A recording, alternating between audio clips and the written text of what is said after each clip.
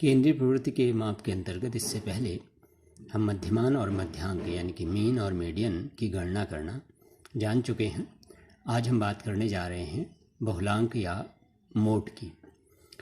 किसी एक आवर्ती वितरण में बहुलांक वह संख्या अथवा मान है जिसकी पुनरावृत्ति वितरण में सबसे अधिक बार मोस्ट फ्रीक्वेंटली होती है।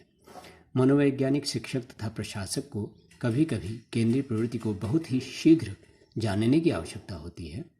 ऐसी स्थिति में मध्यमान व मध्यांक की गणना में कुछ देरी अवश्य लगती है। तब समय की बचत को ध्यान में रखते हुए बहुलांक का सहारा लेना पड़ता है, क्योंकि बहुलांक यानी मोड का ज्ञान बहुत कुछ केवल आवर्ती वितरण की आवृत्तियों को देखने से ही लग जाता है, क्योंकि किसी एक अंक वितरण में बहुलांक वह संख्या अथवा मान होता है जो कि वितरण में बार बार देखने में आता है। अब ये जो बहुलांक है इसको अगर निकालने की बात करें तो दो प्रकार से इसे निकाला जा सकता है। एक तो उस अवस्था में जबकि अशुद्ध बहुलांक निकाला जाता है, और दूसरा है शुद्ध बहुलांक यानी कि क्रूड मोड और एक्चुअल मोड। तो अशुद्ध बहुलांक की गणना करने के लिए हम अशुद्ध बहुलांक किसी एक अंक वितरण का वह मान होता है जो कि केवल अंक वितरण में सबसे अधिक आवृत्ति वाले अंक पर निर्भर होता है। गिल्फर्ड ने इसको इन शब्दों में व्यक्त किया है: in a distribution of grouped data the crude mode is the mid point of the class interval having the greatest frequency. एक उदाहरण के द्वारा हम इसको समझने का प्रयास करेंगे। एक दिया हुआ कुछ अंक हमें दिए हुए हैं और जिनका हमें मोड ज्ञात करना है। अंक इस प्रकार से हैं 2, 2, 4, 7, 5, 5, 9, 5, 6, 5, 8, 9, 2, 3 एंड 4। तो बहुलांक को ज्ञात करने के लिए पहले अंकों को क्रमबद्ध करना पड़ता है, यानी कि अरेंज करना पड़ता है, ऑर्डर में रखना पड़ता है। और ऐसा करने पर अंकों का रूप इस प्रकार से हो जाएगा: 2, 2, 2, 3, 4, 4, 5, 5, 5, 5, 6, 7, 8, 9 एंड 9। ऊपर ये जो अंक दिए गए हैं इनको देखने से एक बात पता लग रही है कि इस अंक वितरण में 5 की संख्या जो 5 है वो सबसे अधिक बार आ रहा है। यह संख्या 4 बार आ रही है, जबकि कोई और संख्या इतनी बार नहीं आई हुई है। इसलिए इस अंक वितरण का अशुद्ध बहुलांक जो है वो 5 हुआ। तो ये अशुद्ध बहुलांक को हम सर्वाधिक जिसकी फ्रीक्वेंसी होंगी, आवृत्तियाँ होंगी, उसको हम मान लेते हैं कि वो इसका बहुलांक या मोड है।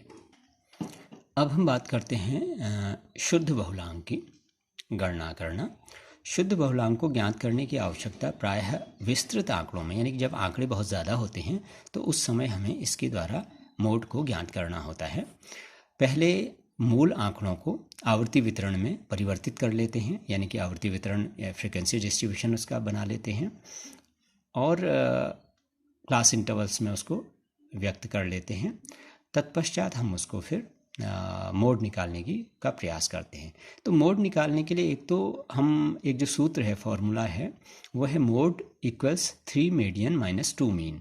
यानी कि हम जो आंकड़े दिए हुए हैं उनका पहले मीडियन और मीन निकालेंगे और उसके माध्यम से हमारा मोड निकल जाएगा इस फॉर्मूले में उनकी वैल्यूज़ को रखने पे। यानी कि mode equals 3 median minus 2 mean.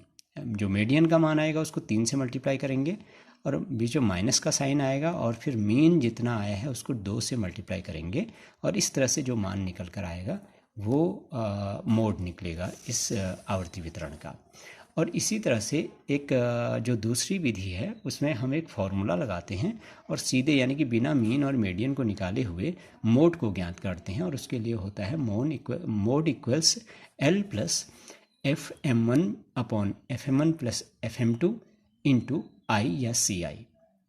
तो इस वाली विधि से निकालने के लिए हम सीधे जो फ्रीक्वेंसी डिस्ट्रीब्यूशन हमें दिया हुआ है, जो क्लास इंटरवल्स दी हुई हैं, उनके आधार पर इस फॉर्मूले को लगाकर उसका मान ज्ञात करते हैं। इसको हम अब आगे देखेंगे। फ्रीक्वेंसी डिस्ट्रीब्यूशन या क्लास इंटरवल और फ्रीक्वेंसी जो दी हुई हैं वो इस प्रकार से हैं। इसको हम स्क्रीन पे भी आपको दिखा रहे हैं, आप देखिए इसको। 150 to 159 और इस तरह से ये 140 149 ये क्लास इंटरवल्स हैं और लास्ट है 7 to 79। और इनकी फ्रीक्वेंसीज हैं 2, 5, 9, 15, 7, 5, 4, 2, 1 और n इक्वल्स है 50। तो हम पहली वाली विधि से यानी कि 3 मीडियन माइनस 2 मीन से निकालने के लिए इसका पहले मध्यमान निकालेंगे और मध्यमान के लिए आपको पहले से ही वो विधि आती है, उसी को आप इसमें अप्लाई करेंगे। और मीडियन निकालने के लिए भी आपको पहले बता दिया गया है, आप उसी विधि से इसका मीडियन निकालेंगे और इस तरह से निकालने के बाद आपको जो मीन और मीडियन की वैल्यू मिलती हैं उसको आप मोड के फॉर्मूले में या सूत्र में उनको रख देंगे और फिर इसका आंसर निकाल लेंगे।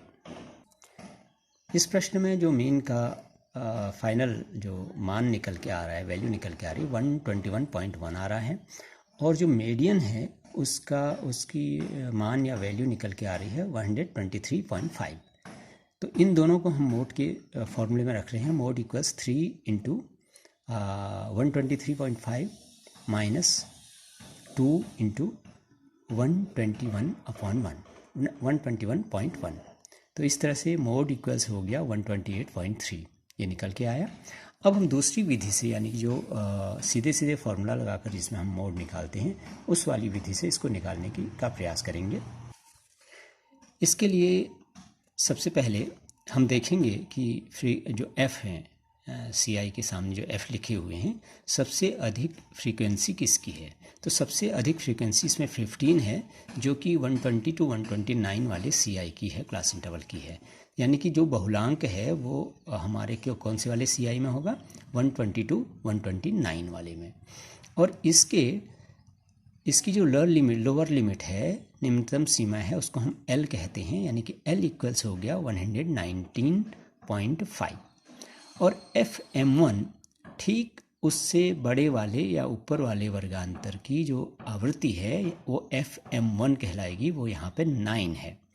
और FM2 जिसमें मोड है उस वाले वर्गांतर से नीचे वाले वर्गांतर की या छोटे वाले वर्गांतर की आवृत्ति यानी कि 7 को हम FM2 कहेंगे।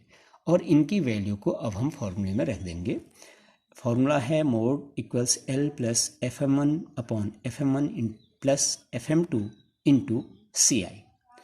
और आप इसमें देख रहे हैं कि CI 10 का है, 70 to 79 10 का है, यानी कि 150 to 159 10 का इसका CI class of size of class interval जो है, वर्गांतर का आकार जो है वो 10 है। और L इसमें 119.5 है, FM1 9 है, FM2 7 है।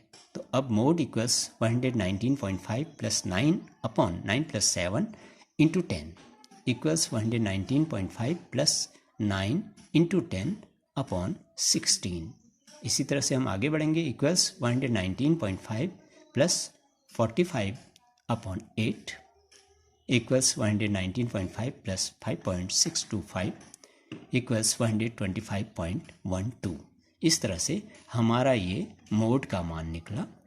और बहुत ही आसान है मोड या बहुलांक को ज्ञात करना बजाय मीन और मीडियन के।